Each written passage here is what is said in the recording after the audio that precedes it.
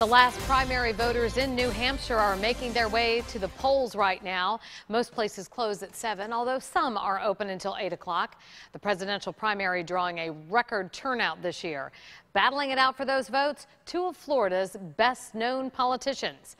News Channel 5's Michael Williams is the only local reporter in New Hampshire tonight, and he joins us live with the high stakes between one-time political friends, now turned political foes. Michael? Good evening, Kelly, from the Bedford High School gym here in New Hampshire on the 100th anniversary this year of the first in the nation primaries. You look at crowds still gathering. Polls here won't close till 7. Lots of Floridians headlining this primary. Part-time Palm Beacher Donald Trump in the lead in the GOP side going into the day. Two men giving chase. Marco Rubio trying to sustain momentum out of Iowa. Jeb Bush trying to build it for his campaign. Jeb Bush is battling perceptions. That includes voters who say they just don't want a third Bush in the White House.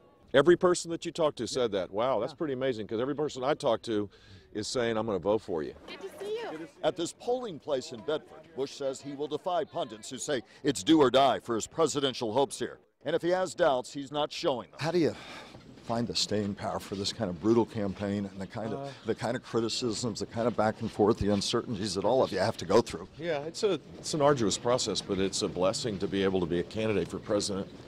It still is the most extraordinary country in the world, so I don't buy the idea that this is, oh, woe is me. I view this as an incredible honor.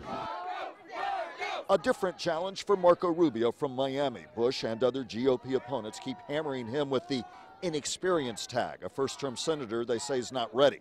I asked him about that. The continued claim they're making about experience and background. Can you just answer to that, Senator? I have more foreign policy experience than any other Republican running. In fact, I have more foreign policy experience than virtually everyone on that stage combined. And that's the most important job of a president. Rubio once called Jeb Bush his mentor. Now they fight for the same GOP voters, each one in the biggest marathon of his life. Back live now as you look at voters here in Bedford, New Hampshire. They take democracy in action very seriously here. One interesting note, you heard Rubio talking about his experience. The fact is no Republican left in the GOP field has broad, direct foreign policy experience. But it's a reminder as these people make their choices about how much candidates are trying to create separation between each other.